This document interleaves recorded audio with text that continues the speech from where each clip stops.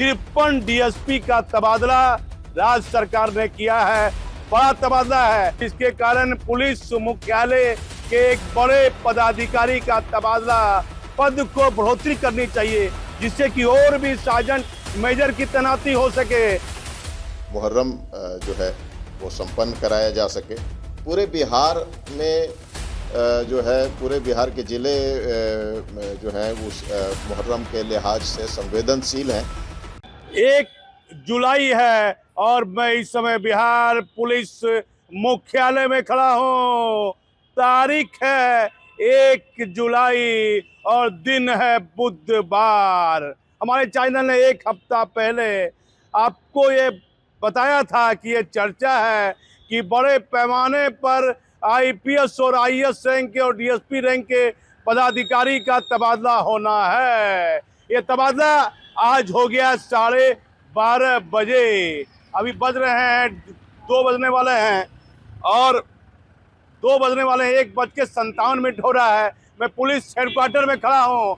1 दर्जन आईपीएस और करीब 53 डीएसपी का तबादला और आधे दर्जन स्टाफ को एसपी बनाया गया है और आधे दर्जन से भी अधिक डीएसपी को वरीय में प्रमोशन दिया गया है। कई लिस्ट एक साथ है, लेकिन जो महत्वपूर्ण लिस्ट है 91 बैच कल सुबह से ही चर्चा थी। जब मैं होमगार्ड ट्रेनिंग सेंटर में था, प्रीता वर्मा मैडम, उनको बिल्डिंग भवन से अग्निशमन होमगार्ड की नई जिम्मेदारी दे दी गई है। निर्मल कुमार आजाद इन दिनों चर्चा में थे, लेकिन इनकी तैनाती ट्रेनिंग में है। इनको अतिरिक्त जिम्मेदारी मद्य निषेध की दी गई है। आ जाइए पंकज कुमार दराज साहब, 95 बैच के आईपीएस पदाधिकारी हैं। इन दिनों 2-3 महीनों में इनको कई पद से इधर से उधर किया गया। विशेष निगरानी इकाई में ये बेहतर कार्रवाई कर रहे थे। कई गंभीर मामले को लेकर इन्होंने बड़ी कार्रवाई की।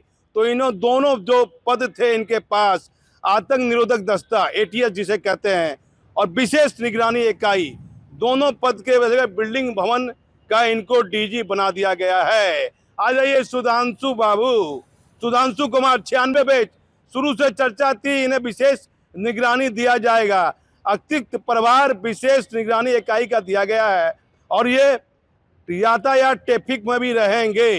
विधि व्यवस्था तो मैडम को दे दिया गया है, अनुपम मैडम को विधि व्यवस्था दे दिया गया है। कमजोर वर्ग में अतिरिक्त प्रभार दिया गया है। अमृत राज साहब 98 बैच, इनको साइबर अपराध सुरक्षा से आतंक निरोधक दस्ता में दिया गया है।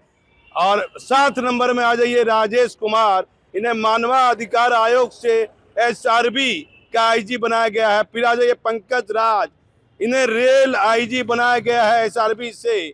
फिर आ जाइए एस प्रेमलता, बेहतर कार्यशैली है, महिला आईपीएस पदाधिकारी हैं।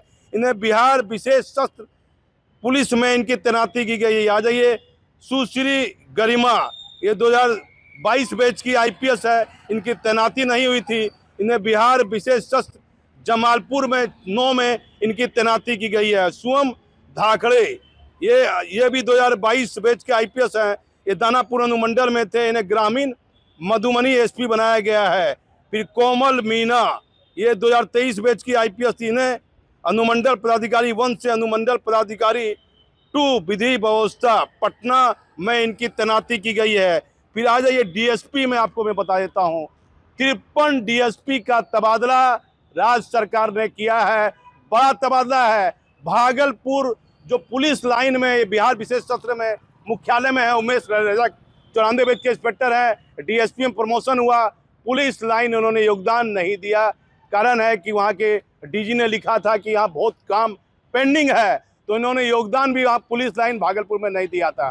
तो पुलिस लाइन में कोई मंजूरदार है, डीएसपी उनकी तैनाती कर दी गई है।